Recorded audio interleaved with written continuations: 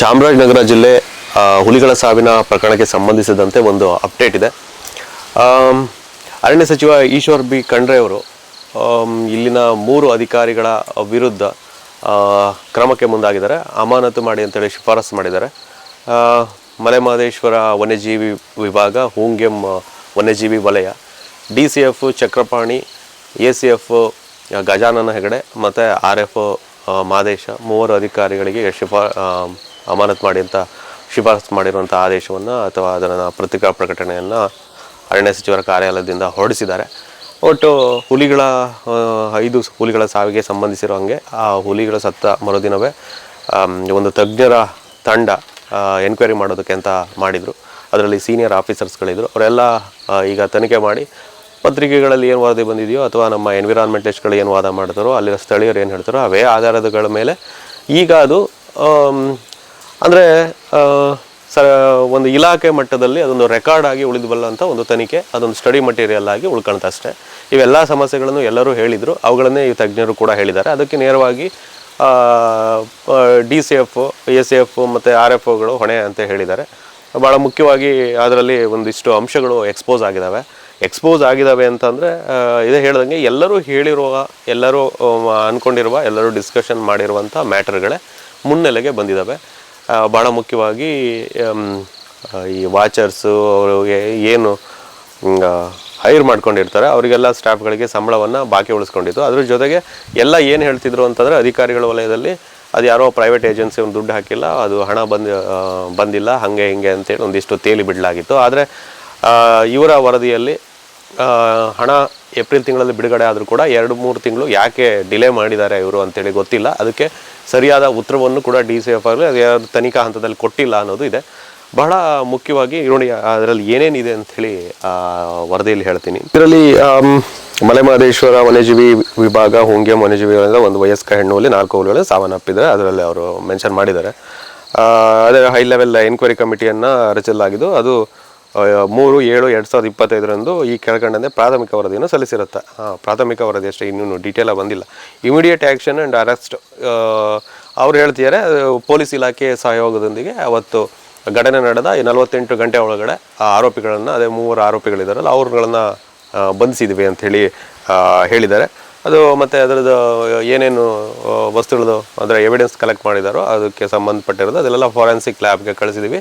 ಇನ್ನೂ ತನಿಖಾ ಹಂತದಲ್ಲಿ ಇರೋದ್ರಿಂದ ಅದಷ್ಟು ಹೇಳಿದ್ದಾರೆ ಅವರು, ನಾವು ಇದು ಮಾಡಿದ್ವಿ ಅಂಥೇಳಿ. ಎರಡನೇ ಭಾಳ ಮುಖ್ಯ ಅಂಶ ಅಂದರೆ negligence in disbursement of salary to ವಾಚರ್ಸ್ಗಳಿಗೆ ಸಂಬಳ ಕೊಡೋದ್ರಲ್ಲಿ ಡಿಲೇ ಆಗಿರೋದು ಅಥವಾ ನೆಗ್ಲೆಕ್ಟ್ ಆಗಿ ಮಾಡಿರೋವಂಥದ್ದು ಇವರು ಹೇಳಿದ್ದಾರೆ.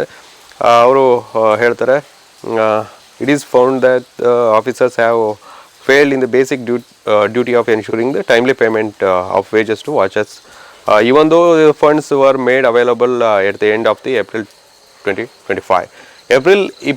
ಏಪ್ರಿಲಲ್ಲೇ ಆ ಫಂಡ್ ಅವೈಲಬಲ್ ಇದ್ದರೂ ಕೂಡ ಇವ್ರು ಕೊಟ್ಟಿಲ್ಲ. ಇದು ನೆಗ್ಲೆಕ್ಟ್ ಅಂತ ಹೇಳಿಬಿಟ್ಟು ತಜ್ಞರ ವರದಿ ಹೇಳ್ತಾ ಇದೆ ಅಲ್ಲಿರುವಂಥ ಇವರು.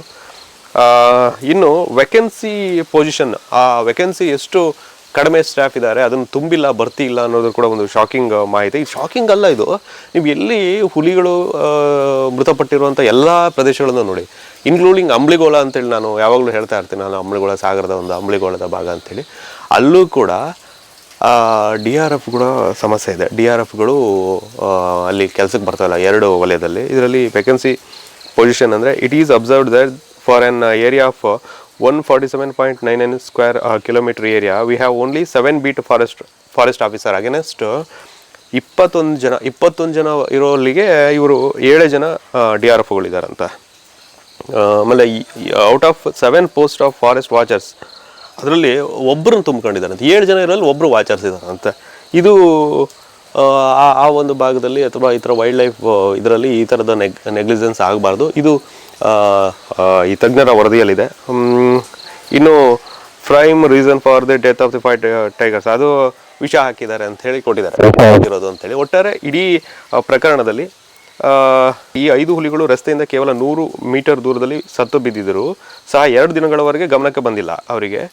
ಮತ್ತು ಇದು ಬರೀ 800 ಮೀಟರ್ ದೂರದಲ್ಲಿ ಆ ಕಳ್ಳಬೇಟೆ ನಿಗ್ರಹ ದಳದ ಒಂದು ಕೇಂದ್ರ, ಒಂದು ಅವ್ರದ್ದು ಟೆಂಟ್ ಬರೀ 800 ಕಿಲೋಮೀಟ್ರ್ ಇದೆಯಂತೆ. ರಸ್ತೆಗೆ 100 ಮೀಟ್ರು, 800 ಮೀಟ್ರು ಕಳ್ಳಬೇಟೆ ಶಿಬಿರ, ಇವು ಯಾವುದಕ್ಕೂ ಕೂಡ ಇವ್ರ ಗಮನಕ್ಕೆ ಬಂದಿಲ್ಲ. ಹಾಗಾಗಿ ಯಾಕೆ ಮಾಡಿಲ್ಲ ಅಂತಂದರೆ ಅವ್ರಿಗೆ ಆಸಕ್ತಿ ಇಲ್ಲ. ಏನು ದುಡ್ಡು ಕೊಡಿದ್ರೆ ಏನು ಅವರೇನು ಮನೆಯಿಂದ ಹೆಂಗೂ ಸಾಲ ಮಾಡ್ಕೊಬಂದು ಅರಣ್ಯ ರಕ್ಷಣೆ ಮಾಡಬೇಕು ಅನ್ನೋದು ಏನಿಲ್ಲಲ್ಲ. ಸೊ ಅವರು ಮಾಡಿರೋದು ಕರೆಕ್ಟ್ ಇದೆ, ನೆಗ್ಲಿಜೆನ್ಸ್ ಮಾಡಿದ್ದಾರೆ, ಇವರು ಹಣ ಹಾಕಿಲ್ಲ, ಯಾರು ಬೀಟ್ ಹೋಗಿಲ್ಲ. ಸೊ ಈ ಸಮಸ್ಯೆ. ಮತ್ತು ನನಗೆ ಇನ್ನೊಂದು, ಈ ಭದ್ರಾ ಇದರಲ್ಲಿ ಹುಲಿ ಸಂರಕ್ಷಿತ ಪ್ರದೇಶದಲ್ಲಿ ಇಲ್ಲೂ ಹಾಗೆ ಆಗಿತ್ತು. ಒಂದು 30 ಜನ ವಾಚರ್ಸ್ಗಳು ಸಂಬಳ ಕೊಟ್ಟಿಲ್ಲ. ನನಗೆ ನನ್ನ ಕೆಲವರು ನನಗೆ ಪರಿಚಯ ಇರ್ತಿದ್ರು, ಸರ್ ಹಿಂಗಾಗಿದೆ ಹಂಗೆ ಥರ ನೀವೇನಾದ್ರು ಹೇಳೋಕ್ಕಾಗುತ್ತಾ ನೋಡಿ ಅಂತ ಹೇಳಿದರು. ನಾವು ಕೇಳಿದಾಗ RFO ಹೊಸದಾಗಿ ಬಂದಿದ್ದ, RFO ಕೇಳಿದ್ರೆ ಯಾವುದೋ ಸಾಫ್ಟ್ವೇರ್ ಅಪ್ಡೇಟ್ ಆಗಿಲ್ಲ ಹಿಂಗೆ ಅಂತಲ್ಲ. 3 ತಿಂಗಳು ಅವರು ಕೊಟ್ಟಿರಲಿಲ್ಲ. 3 ತಿಂಗಳಿಂದ ಪಾಪ ಅಲ್ಲೂ ಇದನ್ನು ಮಾಡ್ತಿದ್ರು. ನಾನು ಒಂದೇ ಮಾತು ಹೇಳಿದೆ, ಹಿಂಗೆ ಮಾಡಿದರೆ ನಾನು ಸುದ್ದಿನೂ ಬರಿತೀನಿ ಮತ್ತು ಜೊತೆಗೆ ಅರಣ್ಯ ಸಚಿವರ ಗಮನಕ್ಕೂ ತರ್ತೀನಿ, ಇದು ನಿಮ್ಮ ನೆಗ್ಲಿಜೆನ್ಸು ಅಂತೇಳಿ. ಯಾಕಂದರೆ ಈಗ ಸಚಿವರ ಮಟ್ಟದಲ್ಲಾಗಿದ್ದರೆ ಅವ್ರು ಕೇಳ್ತಾರೆ, ಅವ್ರ ಸಮಸ್ಯೆ ಇದ್ದರೆ ಅವ್ರು ಒಪ್ಕೊಂಡ್ಬಿಡ್ತಾರೆ. ಈಗ ಇಲ್ಲ ಇವ್ರದೇ ಸಮಸ್ಯೆ ಅಂದರೆ ಇವ್ರು ಹೇಳ್ಕೊಬೇಕಲ್ಲ. ಆಮೇಲೆ ಅದಾಯಿತು. ಆಮೇಲೆ ಅಲ್ಲಿ ಯಾರು ಕೇಳಿದಂತೆ ಯಾರು ರಿಪೋರ್ಟ್ರಿ ಹಂಗೆ ಹಿಂಗೆ ಅಂತ ಹೇಳಿದರು ಅಂತೇಳಿ. ಬಟ್ ನಾನು ನೋಡಿದ್ದೀನಿ, ಏನೇನೋ ಹೇಳ್ತಾರಪ್ಪ ಅವ್ರು. ಏನೋ ಸಾಫ್ಟ್ವೇರ್ ಏನೋ ಪೆನ್ ಡ್ರೈವಲ್ಲಿದೆ, ಅದನ್ನು ಹಾಕಬೇಕು, ಇದನ್ನು ಹಾಕಬೇಕು, ಅಲ್ಲಿ ಟ್ರೆಸರಿಗೆ ಹೋಗಬೇಕು, ಅದು ಏನೋ ಸಾಫ್ಟ್ವೇರ್ ಅಪ್ಡೇಟ್ ಆಗದೆ ಇದ್ದಾಗ ಏನು ಸಮಸ್ಯೆ ಆಗುತ್ತೆ ಅಂತ ಈ 100 ಟೆಕ್ನಿಕಲ್ ಸಮಸ್ಯೆ ಹೇಳ್ತಾರೆ. ಬರೀ ಅವ್ರಿಗೆ ಕೊಡೋವಂಥ ಒಂದು 10-12 ಸಾವಿರ ರೂಪಾಯಿ ಸಂಬಳಕ್ಕೋಸ್ಕರ. ಈ ಹುಲಿಗಳ 5 ಹುಲಿಗಳನ್ನು ಸಾವಿರ, ಒಂದು ಹುಲಿಯನ್ನು ಇವರಿಗೆ ಆ ಹುಲಿಗಳಿಗೆ ಖರ್ಚು ಮಾಡುವಂಥ ಏನು ಹಣ ಕಡಿಮೆನ, ರಿಸರ್ಚ್ ಅಂತೆ ಅದಂತೆ ಇದಂತೆ, ಇವು ಮಣ್ಣು ಮಸಿ ಎಲ್ಲರೂ ಹುಲಿ ಹೆಸರಲ್ಲಿ ದುಡ್ಡು ಮಾಡೋರೇ ಇರೋದು ಇಲ್ಲೆಲ್ಲ. ಸೊ ಈ ಹುಲಿಗಳದ್ದು ಕಾಯುವಂಥವ್ರಿಗೆ, ಹುಲಿಗಳನ್ನ ನೋಡೋವಂಥವ್ರಿಗೆ ಈ ಸಮಸ್ಯೆ. ಇದು ಇಲ್ಲಿನ ಇದು. ಕೊನೆಯದಾಗ ಅವರು ಅಂದರೆ ಒಟ್ಟಾರೆ ಹುಲಿ ಸತ್ತ ಬಿದ್ದ ನಂತರವೂ ಕೂಡ ಅದನ್ನು ಗಮನಿಸದೆ ಇರುವಂಥದ್ದು ಇಲ್ಲಿ ಕಂಡು ಬಂದಿದೆ. ಇನ್ನೊಂದು, ಇದು ಕರೆಕ್ಟಾಗಿ ಅವರು ಹೇಳಿದ್ದಾರೆ. ಈ ಚಕ್ರಪಾಣಿ ಅವರು ಉಪ ಅರಣ್ಯ ಸಂರಕ್ಷಣಾಧಿಕಾರಿ, ಇವರು ಭಾರತೀಯ ಅರಣ್ಯ ಸೇವೆಗೆ ಸೇರಿದ ಅಧಿಕಾರಿ ಆಗಿರೋದ್ರಿಂದ ಇವರ ವಿರುದ್ಧ ನಿಯಮಾನುಸಾರ ಕ್ರಮ ವಹಿಸಲು ಪ್ರಸ್ತಾವನೆಯಲ್ಲಿ ಸಿಬ್ಬಂದಿ ಮತ್ತು ಆಡಳಿತ ಸುಧಾರಣೆ ಇಲಾಖೆಗೆ ಕಳಿಸಲು ಹಾಗೂ ರಾಜ್ಯ ಸೇವೆಗೆ ಸೇರಿದ ಶ್ರೀ ಗಜಾನನ ಹೆಗಡೆ ಸಹಾಯಕ ಅರಣ್ಯ ಸಂರಕ್ಷಣಾಧಿಕಾರಿ ಮತ್ತು ಮಾದೇಶ ವಲಯ ಅರಣ್ಯಾಧಿಕಾರಿ, ಕರ್ನಾಟಕ ನಾಗರಿಕ ಸೇವಾ ನಿಯಮ 32 ಇವರುಗಳನ್ನು ಅಮಾನತಿನಲ್ಲಿಡಲು ಸರ್ಕಾರ ತೀರ್ಮಾನಿಸಿ ಅದರಂತೆ ಆದೇಶ ನೀಡಲಾಗಿದೆ ಅಂತೇಳಿ ಒಟ್ಟಾರೆ. ಮತ್ತು ಇದೇನಾಗಿದೆ ಅಂದರೆ, ಈ ಪ್ರಕರಣ ಆದ ತಕ್ಷಣ ನಾನು ನೋಡಿದೆ ಅರಣ್ಯ ಸಚಿವರಿಗೆ ಸ್ವಲ್ಪ ಅಂದರೆ ಅವರ ಸ್ವಲ್ಪ ವಿಳಂಬ ಧೋರಣೆ ಅಂಥೇಳಿ ಸಾಕಷ್ಟು ಪರಿಸರ ಆಸಕ್ತರು, ಪತ್ರಕರ್ತರು ಅಲ್ಲಿ ಹೋದಾಗ ಕೂಡ ಆ ಸ್ಥಳಕ್ಕೆ ಅರಣ್ಯ ಸಚಿವರು ಹೋದಾಗ ಒಬ್ಬರು ಪತ್ರಕರ್ತರು, ನೀವು ನಿಮ್ಮ ಅಧಿಕಾರಿಗಳನ್ನ ಡಿಫೆಂಡ್ ಮಾಡ್ಕೊತಿದ್ದೀರಾ ಅನ್ನೋ ಥರ ಒಂದಿಷ್ಟು ಮಾತಾಡಿದ್ರು. ಇದು ಏನಾಗುತ್ತೆ ಅಂದರೆ, ಇದು ಯಾವುದೋ ಒಂದು ಸುದ್ದಿ ಆಗೋದಕ್ಕೋಸ್ಕರ ಅಥವಾ ಯಾರಿಗೋ ಮನಸ್ಸಿಗೆ ಖುಷಿ ಪಡೋಕ್ಕೆ ರಪ ಮಾಡಿಬಿಟ್ಟು ಸಸ್ಪೆಂಡ್ ಮಾಡಿಬಿಟ್ಟು ಅದನ್ನ ಫಾಲೋ ಅಪ್ ನೀವೇ ಮಾಡಲ್ಲ, ಪತ್ರಕರ್ತರು ನಾವೇ ಮಾಡಲ್ಲ. ಹಂಗೆ ಮಾಡೋ ಕೆಲಸ ಅಲ್ಲ ಇದು. ಒಂದೇ ಸರಿಗೆ ಮಾಡಿಬಿಟ್ರೆ ಅವರಿಗೆ ಈಗ IFS ಅಧಿಕಾರಿಗಳಿಗೆ ಮೇಲೆ ಮಾಡಿದ್ರು ಕೂಡ ಅವರಿಗೆ ಒಂದು ಟ್ರಿಬ್ಯುನಲ್ ಇರುತ್ತೆ, ಅವ್ರು ಅಲ್ಲಿ ಹೋಗ್ತಾರೆ, ಅಲ್ಲಿ ಕೇಳ್ತಾರೆ. ಈಗ 5 ಹುಲಿಗಳು ಸಾವಾಗಿರೋದ್ರಿಂದ ಸ್ವಲ್ಪ ಡಿಲೇ ಆಗ್ಬೋದು, ಅವರಿಗೆ ಕಷ್ಟ ಆಗುತ್ತೆ. ನೀವು ಆ ಥರದ ಸಮಸ್ಯೆಗಳಿರೋದ್ರಿಂದ ಹುಲಿ ಸತ್ತೋಗಿಬಿಟ್ಟಿದೆ, ಇವ್ರು 4 ಜನ ಅಂತೇಳಿ ಗುರ್ತಾಕ್ಬಿಟ್ಟು ಟಪ ಮಾಡೋಕ್ಕೆ ಇದೇನು ಪೊಲೀಸ್ ಡಿಪಾರ್ಟ್ಮೆಂಟ್ ಅಲ್ಲ ಇದು. ಹಾಗೆ ಮಾಡೋದಕ್ಕೆ ನಿಮಗೆ ಎವಿಡೆನ್ಸ್ ಸಿಗೋದಿಲ್ಲ ಇದರಲ್ಲೆಲ್ಲ. ಯಾಕಂದರೆ ಈಗ DCF ಅವರು ಯಾರಿಗೆ ಹೇಳಿರ್ತಾರೆ, ACF ಹೇಳಿರ್ತಾರೆ. ACF ಅವ್ರದ್ದು ಏನು ಮಾಡ್ತಾರೆ, RFOಗಳಿರ್ತಾರೆ. RFO ಅವರಿಗೂ ಕೂಡ ಈ ಜವಾಬ್ದಾರಿಯುತವಾದಂಥ ಅವರು ಸ್ಥಾನಗಳೇ ಅದು. RFO ಕೂಡ ತುಂಬ ಜವಾಬ್ದಾರಿಯುತ ಸ್ಥಾನ. ಹಂಗಿದ್ದಾಗ ನೀವು ರಪ ಬಂದುಬಿಟ್ಟು ಮಾಡಿಬಿಡಿ ಅಂತೇಳಿ ಅವರು ಯಾರೋ ಒಬ್ಬರು ಪತ್ರಕರ್ತರು ಕೇಳಿದರು. ಅದಕ್ಕೆ ಅರಣ್ಯ ಸಚಿವರು ಸ್ವಲ್ಪ ಮುನ್ಸು ಮಾಡ್ಕೊಂಡು ಹೋದರು. ನಾನು ಅರಣ್ಯ ಸಚಿವರ ಪ್ರೆಸ್ ಮೀಟನ್ನು ಅಟೆಂಡ್ ಮಾಡಿದ್ದೀನಿ. ಆದರೆ ಅವರು ಹಿಂಗೆ ನಾವು ಉಲ್ಟಾ ಕೇಳಿದಾಗ ಅವರಿಗೆ ತಕ್ಷಣಕ್ಕೆ ಅವರಿಗೂ ಹೊಸ್ತು ಕೆಲವೊಂದು, ಆದರೆ ಅವ್ರು ನಿಧಾನದಲ್ಲೂ ಒಂದಿಷ್ಟು ಕ್ರಮಗಳನ್ನು ತೆಗೆದುಕೊಳ್ತಾರೆ ಅಂತ. ಇನ್ನು ಈ ಪರಿಸರ ಆಸಕ್ತರು ನನಗೇನು ಗೊತ್ತಾಗ್ತಿಲ್ಲಪ್ಪ. ಈ ಇಂಬಳಗಳು ತೇವಾಂಶ ಇಲ್ಲದೆ ಇರೋ ಸಮಯದಲ್ಲಿ ಇದ್ದಂಗೆ ಈಗ ಒಂದು ಸ್ವಲ್ಪ ಸುಮ್ಮನಿದ್ದಾರೆ. ಇನ್ನೊಂಚೂರು ಏನಾದರೂ ಆಡಳಿತದಲ್ಲಿ ಬದಲಾವಣೆ ಆದ ತಕ್ಷಣ ಅವು ಆಡೋಕ್ಕೆ ಶುರು ಆಗ್ಬಿಡ್ತವೆ ಹಿಂಗೆ. ಅವರು ನಾನು ನೋಡಿದೆ, ಇದು ಸ್ವಲ್ಪ ವೆಯ್ಟ್ ಮಾಡಬೇಕು. ಏನಂದರೆ ಒಂದೇ ಸರಿಗೆ ನಿಮಗೆಲ್ಲ ತಿಳಿದಾರ ಹಾಕೊಂಡ್ಬಿಟ್ಟು, ಈಗ ನಮಗಾದರೂ ಜರ್ನಲಿಸಮಿಂದ ಪರಿಸರ ಮಾಡ್ತಿದ್ದೀವಿ, ಪರಿಸರದ ಬಗ್ಗೆ ಆಸಕ್ತಿ ಅಂದರೆ ನೀವು ಅದರಲ್ಲೇ ಇದ್ದವರು, DCFಗಳ ಜೊತೆಗೆ ಇದ್ದವರು, CF ಜೊತೆಗಳೇ ಇದ್ದವರು, ನೀವು ಎಲ್ಲದನ್ನು ಜೊತೆಗೆ ಇದ್ಬಿಟ್ಟು ನಿಮ್ಮದು ಒಂಥರ ರಾಜಕಾರಣ ಇರೋದು, ನಿಮಗೆಲ್ಲ ಗೊತ್ತಿರುತ್ತೆ ಒಳಗಡೆ ಇರೋದು. ಅದನ್ನು ಬಿಟ್ಟು ಒಂದೇ ಸರಿಗೆ ಅರಣ್ಯ ಸಚಿವರು ಮಾಡಿಬಿಡ್ಬೇಕಿತ್ತು, ಅದನ್ನು ಮಾಡಬೇಕಿತ್ತು, ಅಂತೇಳಿ ಫುಲ್ಲು ಕೂಗಾಟ. ಹಿಂದೆಲ್ಲರೂ ಇವರೆಲ್ಲ ಆ ಥರದೆಲ್ಲ ಕೇಳಿದೆ ಆಗಿದ್ರೆ ಇವತ್ತು ಆ ಹುಲಿಗಳು ಇರ್ತಿದ್ದಾವೆ ಅನ್ನೋ. ಈಗ ಅವೆಲ್ಲ ಇಲ್ಲ. ಈಗ ಏನೋ ಒಂದು ಸ್ವಲ್ಪ ಟೈಮ್ ಕೊಡಬೇಕು. ಯಾಕಂದರೆ ನಿಮಗೆ ಶಿಸ್ತು ಕ್ರಮ ಆಗಬೇಕು ಅಂದರೆ ಒಂದು ತಜ್ಞರ ವರದಿ ಆಧಾರದ ಮೇಲೆ ಕೊಡಬೇಕು. ಆ ವರದಿನೇ ಬಂದಿಲ್ಲ ಅಂದರೆ, ಅದು ವರದಿ ಇಷ್ಟು ಬೇಗ ಬಂದಿದೆ, ಹಿಂದಿನ ಕಾಲದಲ್ಲಿ ಆಗಿರುವಂಥ ವರದಿಗಳು ಯಾವುದಾದ್ರು ಕೈ ಸೇರಿದೆಯಾ, ಯಾವುದಾದ್ರು ಬಂದಿದೆಯಾ ಅಂತಾರೆ ಒಂದು ಸರಿ ಯೋಚನೆ ಮಾಡ್ಕೊಂಬಿಟ್ಟು ನೀವು ಆತ್ಮಾವಲೋಕನ ಮಾಡ್ಕೊಬೇಕು. ಸ್ವಲ್ಪ ವೆಯ್ಟ್ ಮಾಡಬೇಕು. ಮಾಡದೇ ಇದ್ದಾಗ ಈಗ ಅರಣ್ಯ ಸಚಿವರು ಏನು ಇಲ್ಲೇನು ಗೂಟ ಹೊಡ್ಕೊಂಡು ಕೂತ್ಕೊಂಡು ಈಗ ಈಶ್ವರ್ ಖಂಡ್ರೆ ಅವ್ರೇನು ಇಲ್ಲೇ ಇರ್ತಾರಾ? ಇರಲ್ಲ, ಯಾವ್ದಾದ್ರು ಹೋಗ್ತಾರೆ, ಇನ್ನೊಬ್ರು ಬರಲೇಬೇಕಲ್ಲ. ಆದರೆ ನಾವು ಪರಿಸರಕ್ಕೆ ಮಾತಾಡೋಂಥವ್ರು ಅದು ಎಲ್ಲ ಕಾಲದಲ್ಲೂ ಇದೇ ವಾಯ್ಸ್ ರೈಸ್ ಮಾಡ್ತಾ ಇದ್ದಿದ್ರೆ ಇವತ್ತು ಹಂಗೆ ಆಗ್ತಿರ್ಲಿಲ್ಲ.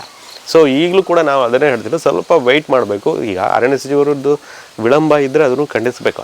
ಏನು ಸಚಿವರೇನು ಪ್ರಶ್ನಾತೀತರು ಏನು ಅಲ್ವಲ್ಲ, ಅವ್ರು ಮಾಡಬೇಕಾದ್ರೆ ಕನ್ಸ್ಟ್ರಕ್ಟಿವ್ ಆಗಿ ಮಾಡಬೇಕು. ಒಂದೇ ಸರಿಗೆ ಅಂತೇಳಿ ಇಲ್ಲ ಅಧಿಕಾರಿಗಳನ್ನು ತೆಗೆದು ಒಗೆದು ಬಿಡಿ ಅಂತಂದರೆ ಆಗಲ್ಲ. ಈಗ ನನ್ನ ಪ್ರಕಾರ ನಮ್ಮ ಸ್ನೇಹಿತರು, ನಮ್ಮ ಪರಿಸರ ಸ್ನೇಹಿತರು ಒಂದಿಷ್ಟು ಮಾಡಬೇಕು ಅಂದರೆ ಒಂದು ಸ್ವಲ್ಪ ಖುಷಿಯಾಗಿರುತ್ತೆ ಅನಿಸುತ್ತೆ, ಗೊತ್ತಿಲ್ಲ. ಬಟ್ ಈಗ ಮತ್ತೆ ಇವರು ವಾಪಸ್ ಬರ್ತಾರೆ, ಅಧಿಕಾರಿಗಳು ಎಲ್ಲೂ ಹೋಗ್ತಾರೆ. ಆದರೆ ಒಂದು ಈ ತಜ್ಞರ ವರದಿ ಏನಿದೆಯಲ್ಲ ಅದನ್ನು ಕೂಡ ನಮ್ಮ ಡಿಪಾರ್ಟ್ಮೆಂಟು, ಅರಣ್ಯ ಸಚಿವರ ಇಲಾಖೆ ಅದನ್ನು ಹೊರಗಡೆ ಅದು ಏನೇನು ಕೊಟ್ಟಿದ್ರೆ ಅಷ್ಟು ಸಮಗ್ರವಾದ ವರದಿಯನ್ನು ಬಹಿರಂಗವಾಗಿ ನಮಗೆ ಕೊಡಬೇಕು, ಬಹಿರಂಗವಾಗಿ ಪ್ರಕಟಿಸಬೇಕು ಅಂತ ನಾನು ಕೇಳ್ತೀನಿ. ಯಾಕಂದರೆ ಅವುಗಳನ್ನು ಇಟ್ಕೊಂಡು ನಮಗೆ ಇನ್ನೂ ಮುಂದೆ ಬಹಳಷ್ಟು ಕೆಲಸ ಇದೆ.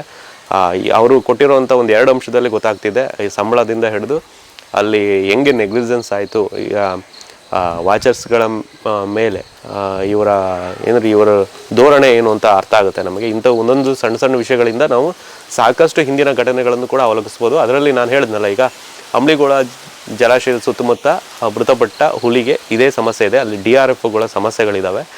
2 ಜನ DRFಗಳಿಲ್ಲ, ಅಲ್ಲಿ 2 ಜನ DRFಗಳಿಲ್ಲ. ಹೀಗಾಗಿ ಯಾರೂ ಬರ್ತಾ ಇಲ್ಲ. ಅದಕ್ಕೆ ರಾಜಕಾರಣವೂ ಸುತ್ತಾಕೊಂಡಿದೆ. ಬೇಕಾದ ಒಂದೇ ಸರ್ಕಲಲ್ಲಿ ಸುತ್ತಾ ಇರ್ತಾರೆ ಅಧಿಕಾರಿಗಳು, ಭಾಳ ಆಯಕಟ್ಟು ಪ್ರದೇಶದಲ್ಲಿ ಇರ್ತಾರೆ, ಲಾಭ ಆಗೋವಂಥ ಇದರಲ್ಲೇ ಇರ್ತಾರೆ, ಇನ್ನು ಉಳಿದಲ್ಲಿ ಹೋಗೋದಿಲ್ಲ ಅನ್ನೋದಿದೆ. ಇವೆಲ್ಲ ಸಚಿವರು ಇದನ್ನು ಸಮಗ್ರವಾಗಿ ಪರಿಶೀಲನೆ ಮಾಡ್ತಾರೆ ಅಂತ ನಾನು ಅಂದ್ಕೊಂಡಿದ್ದೀನಿ. Thank you.